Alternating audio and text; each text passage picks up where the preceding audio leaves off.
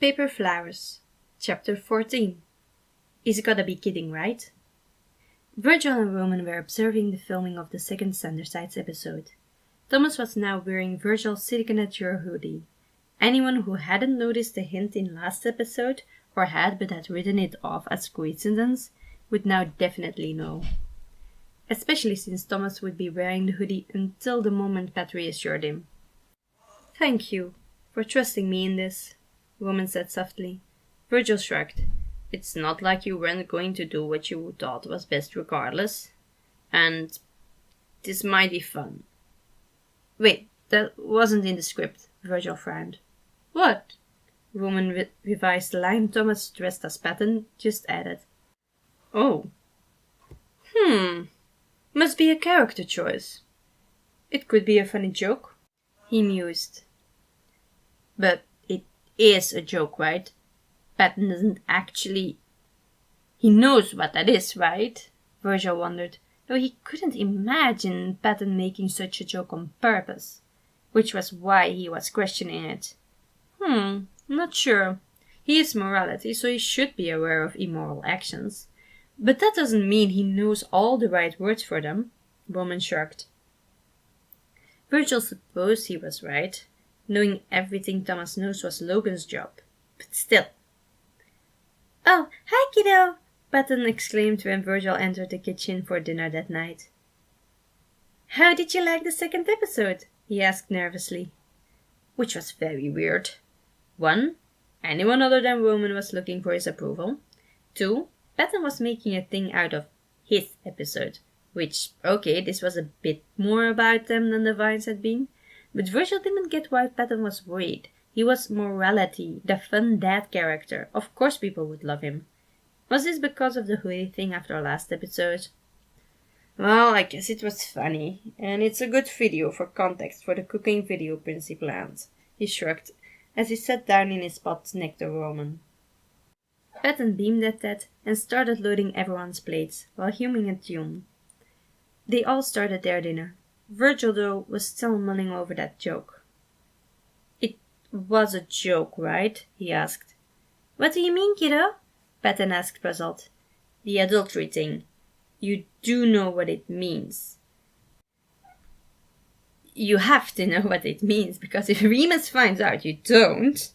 Virgil tried to play it off as a joke, but inside he was horrified by the thought of Remus realizing that Patton likely would not catch on to any innuendos. Janice had been the one to convince him that the fatherly side was well aware, so Virgil was not hopeful. "Being an adult, right?" he replied innocently.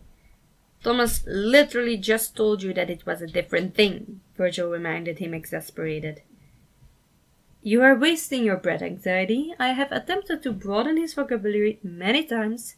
He has the attention span of a squirrel when it comes to learning new things," Logan informed him, sounding a little frustrated by that fact. Virgil shook his head. "Here's hoping Remus never found out then."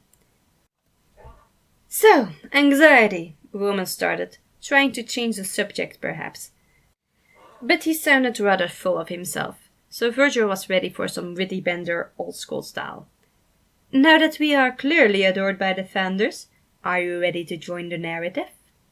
Virgil could see Patton tense, and even Logan seemed to be listening closely for his answer. He really didn't like that.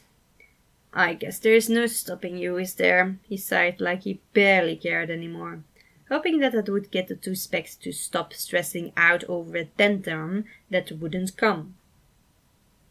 "There is not, but I'm glad you have finally come to understand that as well," Roman grinned victoriously, which Virgil, of course, took as a challenge. "Oh, don't be so smug, Princey.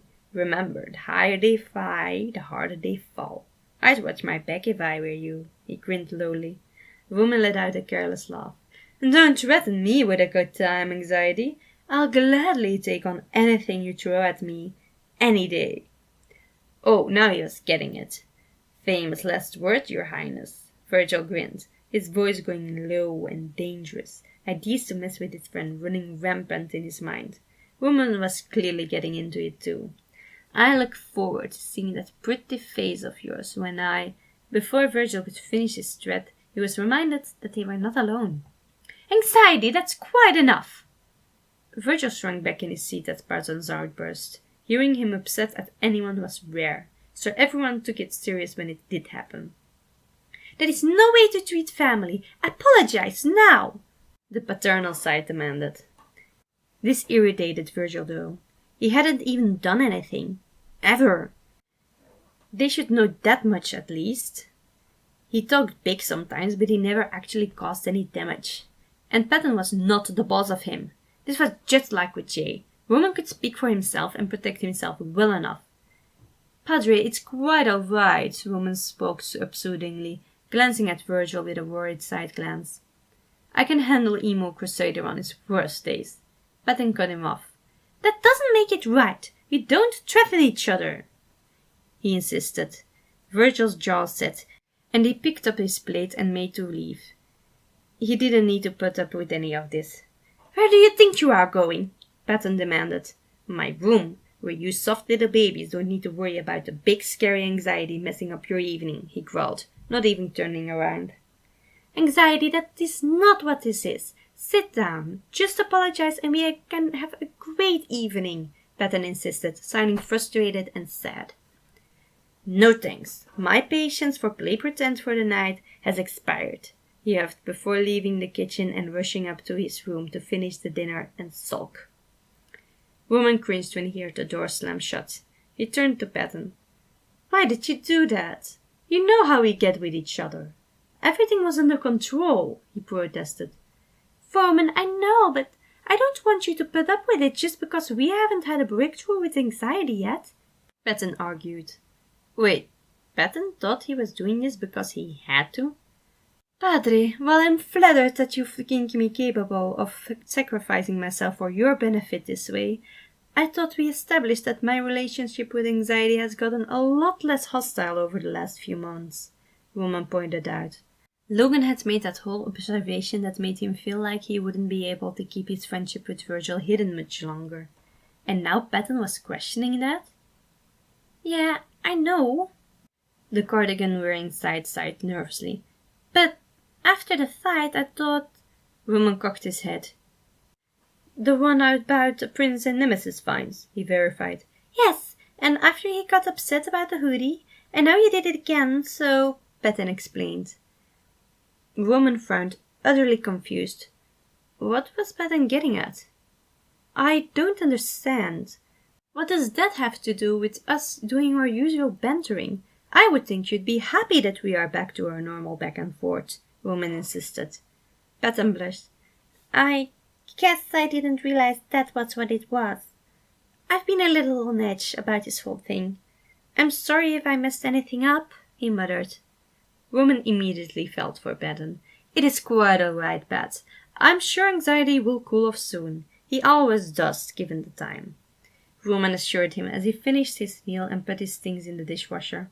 It was hard to balance the line of not speaking ill of his friend and not letting it be too obvious that he was his friend. Suddenly he got an idea. He could leave it up to Virgil to indicate how well the others were allowed to think they got along. In fact, let me show you, he stated, making himself look overconfident and walk up the stairs swiftly. Logan and Patton followed curiously.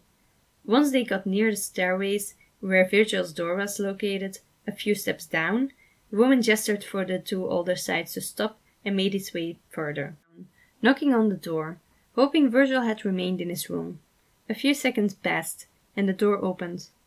What do you want, Princey? He huffed, his eyes glancing up, unsure if they were alone. Roman smiled and subtly nodded, to show that they indeed had company. Just wanted to see if I could get your playtime for you. You did not seem in the mood to come out of your room tonight, he said casually. Virgil hesitated. Yeah, sure. Thanks, or whatever, he said slowly, as he went back inside and returned with his plate and utensils. Thank you. Well, I'll see you when we start planning for your debut, Roman declared with a bow, turning to leave. Hey, Roman. Roman spun, surprised. He had not expected Virgil to let the others witness more civilized conversation than what was already given. Maybe we should talk about that fine thing you wanted to do first. You know, give defenders a finale before we give them a debut? He asked nervously. The woman couldn't help the smile breaking free at that. That sounds like a plan. You know where to find me when you are ready, he assured him. I won't go easy on you, Virgil reminded him, and I will face anything you throw at me with honor. See you soon, Nightmare. He waved before heading back upstairs, feeling genuinely smug. Virgil had chosen to give the others a glimpse of what things really were like between them. He heard the door close just as he reached the top of the stairs and smiled at Patton. See? Everything is fine, he told him before taking the plate downstairs, working on the grand finale of the Nemesis and Prince conflict in his head while humming a song. By the time Logan and Patton got back, he was already darting up to his room. This was going to be great. Prince had his blade raised as he faced off against his enemy. There's only one way to save the kingdom, Nemesis bellows dramatically. Tell me, Prince exclaims, determined. Nemesis grins and points to the locked door behind him. True love's kiss, he announces. Prince gasps shocked as he realizes what his enemy means. No! How? Hard work and dedication, Nemesis replies proudly. Prince smiles happy, hopeful, wistful even, and starts to make his way to the door, only to be stopped by the blade. It won't be that easy, Nemesis warns. Prince grins. Of course. Thank you. And with that, the two let out their final battle cry before engaging in